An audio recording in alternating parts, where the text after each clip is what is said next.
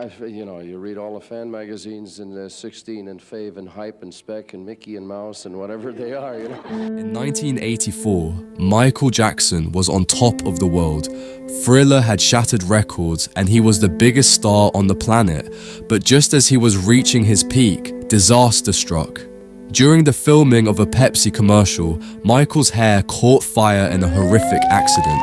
Flames engulfed his head in front of a live audience, leaving him with second-degree burns on his scalp. But what if I told you, this wasn't just a freak accident? What if I told you that this moment changed Michael Jackson forever, not just physically, but mentally and emotionally? That this fire, combined with years of childhood trauma, led to the most dramatic transformation in music history. Because the truth is, Michael's transformation didn't start with surgery. It started with something much deeper, the relentless pressure, criticism, and abuse that shaped his self-image from childhood. Let's go back to where it all began. Before Michael Jackson became the king of pop, he was just a young boy from Gary, Indiana, thrust into the spotlight by a father who saw talent and nothing else. Joseph Jackson wasn't just a strict parent, he was a ruthless taskmaster. He drilled Michael and his brothers endlessly, demanding perfection. Mistakes weren't tolerated. If they messed up, there were consequences, harsh ones. Michael later admitted that Joseph would beat him, humiliate him, and call him names. One insult cut the deepest, which was big nose.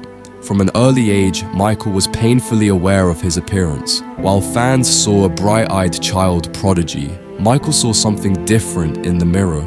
He saw imperfections, he saw flaws, and no matter how famous he became, that insecurity never left him. By the time he went solo in the late 70s, Michael was no longer just a child star.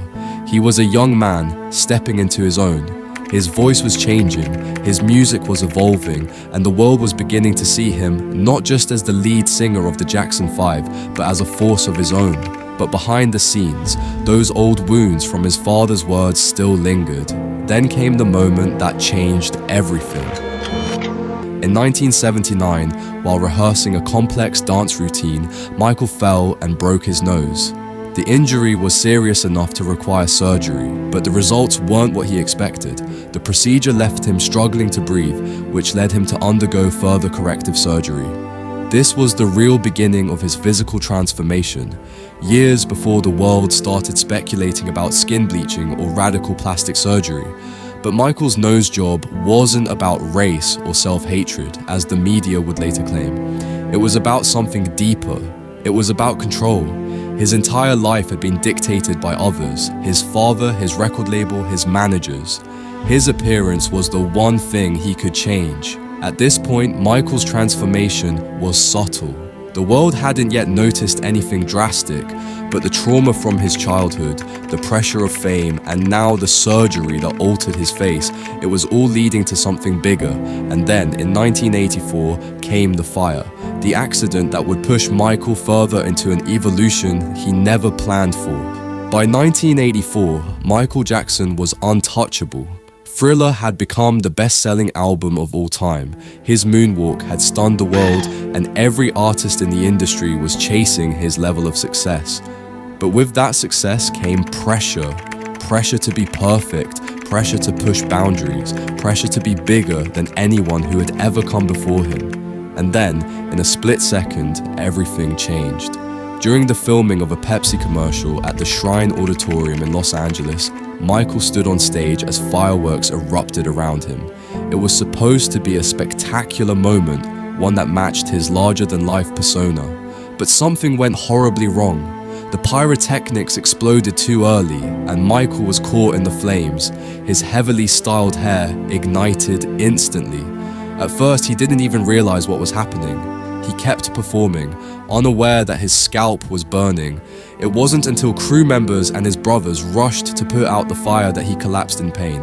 The injuries were serious. Second-degree burns scorched his scalp, leaving patches of exposed skin and nerve damage. He was rushed to Cedars-Sinai Medical Center, where doctors worked to treat his wounds, but the physical damage was only part of the story. Michael was already a perfectionist, obsessed with his appearance. This accident shattered any sense of control he had left. The pain was unbearable, and to manage it, he was prescribed painkillers. This would be the moment that led to a lifelong battle with addiction, something that would haunt him for decades. The accident also forced him into reconstructive procedures to repair the damage. To cover the scarring on his scalp, doctors performed hair transplants and used tissue expanders, painful procedures that further altered his appearance. His hairline shifted, his features subtly changed, and the world started to notice. This was the real turning point, the moment when Michael Jackson's transformation became something beyond his control.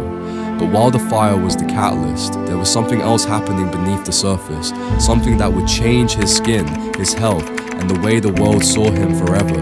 After the fire, Michael Jackson's appearance continued to evolve. But this time, it wasn't just his nose or his hairline that people noticed, his skin was changing. By the late 1980s, the rich brown complexion he had in his Jackson 5 days had become noticeably lighter.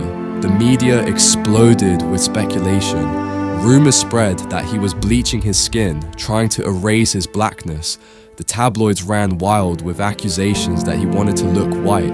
But what if I told you none of those stories were true?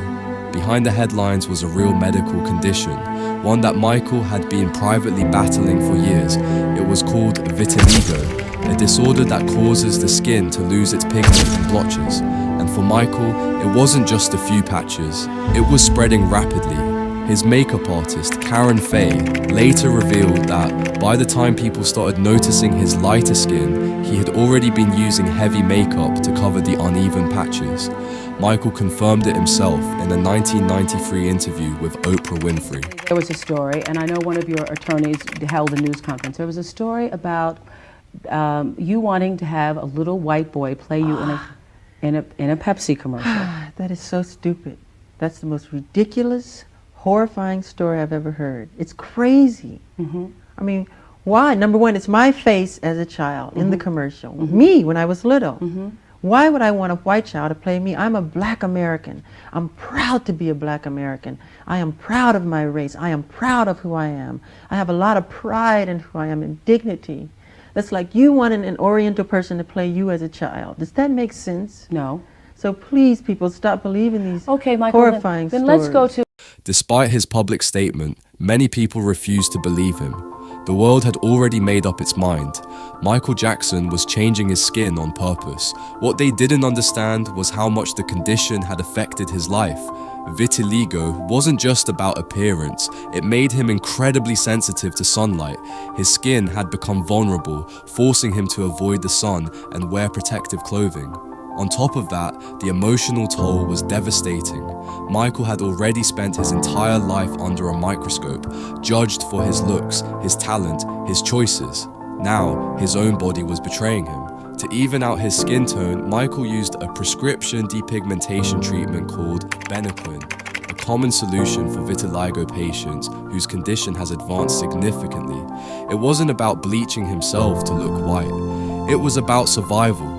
He couldn't walk around with large, patchy discoloration on his face and hands while cameras followed his every move. But the damage had been done. The media refused to let go of the idea that Michael Jackson was running from his blackness. They ignored the medical evidence, dismissed the testimony of those closest to him, and turned his struggle into a cruel joke. What people didn't realize was that this was only the beginning. The fire had pushed him towards painkillers, the vitiligo had forced him into drastic skincare treatments, and now, the world's perception of him was spiraling out of his control. As the years went on, Michael's appearance would continue to change.